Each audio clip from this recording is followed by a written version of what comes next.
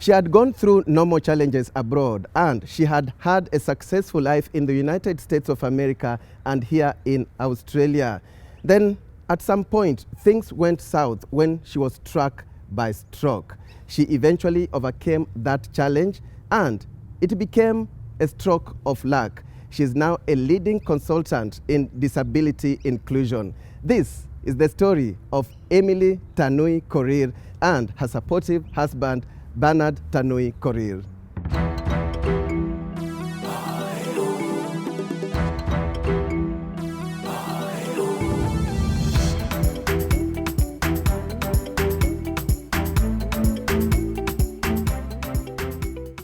I came to Australia 26 years ago as a student, and it's a journey. I came here in 1994. When I was here in 1994, there were about maybe 6 Kenyans nationally going here as students. Now we are so many here in Australia. As Emily was studying human resource, she still kept in touch with her high school sweetheart who was living in Atlanta, USA. When I graduated, my husband came and he proposed, and that's how I moved to America, because he was living in America. Of course, the Kenyan tradition, the lady, or in my tribe, Kalenjin, the lady moves to the man's house. So she moved from Australia to America, where I was residing. However, America turned out to be just a transition.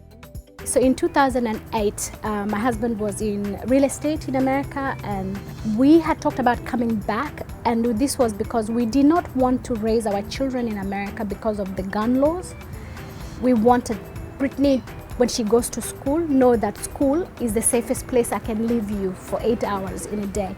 In America at that time, Columbine High had just happened, and if you're going to school, they have to frisk you to see if you have a gun or if you have a knife. There's a lot of gun shooting in school, so it was not a safe place.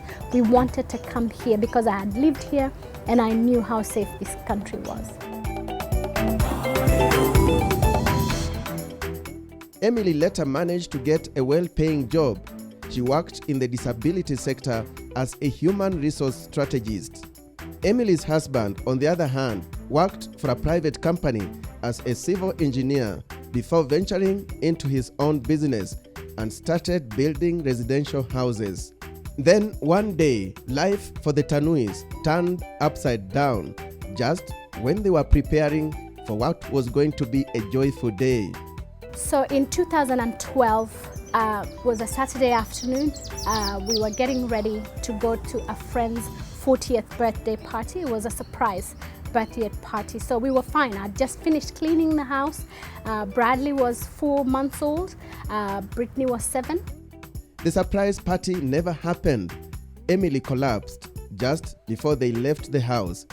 She was rushed to hospital, and to cut a long story short, Emily was diagnosed with stroke. I was on life support for 7 days. They didn't know if I was going to live or die. Was in ICU for a month, and then I was on HDU for another month. And we're looking at ourselves and asking, what is this stroke? Because yes, we've had stroke so many times, read about it, but in that moment, you're trying to figure what exactly is a stroke. And all I could say or pray to God was, God, I do not mind if she comes out of this in a wheelchair or if she's not being able to walk, but I just ask that you spare her life just for my children. I tell you, there was a period in my life that I would not even wish my worst enemy on. This impacted negatively on Bernard's business. Major impact. Again, you being a carer for your wife and being a carer for 4-month-old meant needed full-time care. My son especially, I could not take care of himself. I had to make sure that he had milk, he had to eat. I had to make sure my daughter Brittany, who was I think 6 years old at that time, went to school. Emily stayed at the hospital for 3 months. So now I'm in rehab. They are starting to teach me how to talk, how to count, how to cook, how to read. And 4 months into rehab, I could count to 3. Despite the life-changing challenge, Emily never gave up on progressing in life, upscaling her education and getting to work again. I remembered my grandmother used to tell me, don't let anybody else's perception of you become your reality. And that became my drive. I started counting. I could count to 20. And I thought, let me look online and see if there's a campus that I could do my MBA online. So no one will ever see me because I was still paralyzed on my right side. I had no feeling. So you could tell I have a disability. And I went online and I applied to 3 universities and all 3 accepted me to do it online.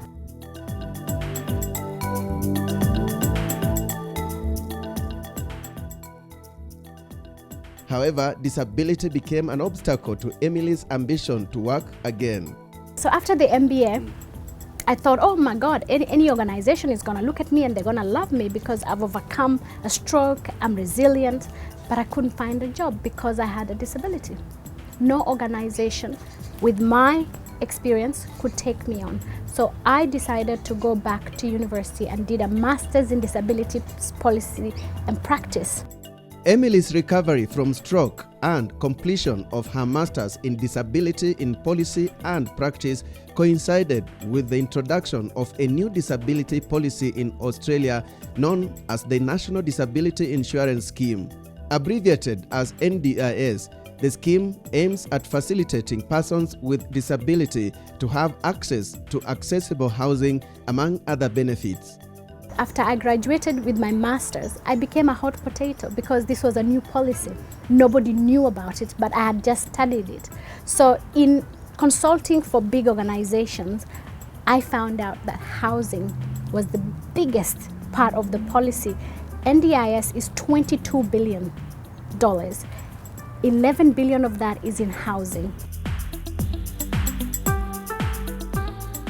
The challenges Emily faced as a PWD also acted as a catalyst for her transformation that saw her and her husband establish a business to benefit from the scheme as consultants. Me and my husband sat down and we said, remember when I came out of rehab, they came to our house and said, for me to come back home, we have to modify our house so I could come back home and live in an accessible house. We had just built the house, so we decided, let's look for an accessible house. We rent it and live there, and when I get better, we come back home. We couldn't find an accessible house to rent, and that became our drive. My husband started researching, and in his researching, he went and worked with an organization that was building accessible houses for the government. So then we found out that my experiences as a consultant in the NDIS and his now experience of building accessible housing, we started the business. The company is known as A2B Housing Solutions. Here, Emily is chairing a board meeting. The company has 4 directors with equal shares. We are building accessible housing for people with disabilities. These are purpose-built houses for people with disabilities. And we build these houses and we also support the participants or the clients that come and live in those houses. So we have staff that support the clients. So how it works is the national, or the NDIS, is a government insurance scheme that was started a few years back. They pay for all that. Participants for their rental accommodation, the beneficiaries, they pay for all that. Yes. So Right. To the kitchen. Yep, up to the kitchen. Oops. We've got doors which we can close during winter. Alan Hunter is one of the beneficiaries of the accessible housing units constructed by A2B Housing Solutions. And the shower chair fits over the toilet, so for going to the loo. Disability is disability. Disability is the same. And the problem with Kenya is we still have a big stigma around disability, but in this country there's so much inclusion, there's so much accommodations for people with disabilities. Mr. and Mrs. Bernard Korir are keen on skills transfer. They have plans to replicate what they are doing here back home. The other day, me and my husband, we were watching KTN and we watched Access Denied. I cried. There was a gentleman who needed to use a toilet He had to be carried on his wheelchair by about 5 men to a toilet across the other side of Kibera. With what he was going through, it's not fair. Let's include them. If we can implement, we will change lives in Kenya. The Korirs are emphasizing inclusivity, and remember, had the couple lost hope and not gotten support when Emily was struck by stroke, their story would be different from this. What I would tell anyone that's going through an adversity or going through what we went through, our lives changed, we lost everything. Don't give up. We never gave up. From stroke to striking deals in the accessible housing sector in Australia. I just thank God every day for it. It's a stroke of luck that we are where we are today. We've come out on top, and we just thank God for it. Living abroad, there's a lot of challenges, but there's also a lot of opportunity. I would tell anyone, it doesn't matter where you're from. I am from a very humble home. Coming overseas was not a part of our daily chat.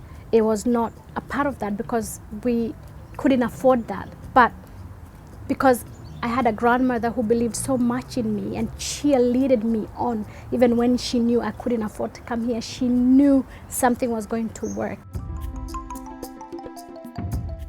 A very inspiring story there, and actually nothing to add. Until we meet again next time, I'm Alex Chamwada signing off from Adelaide City in Australia.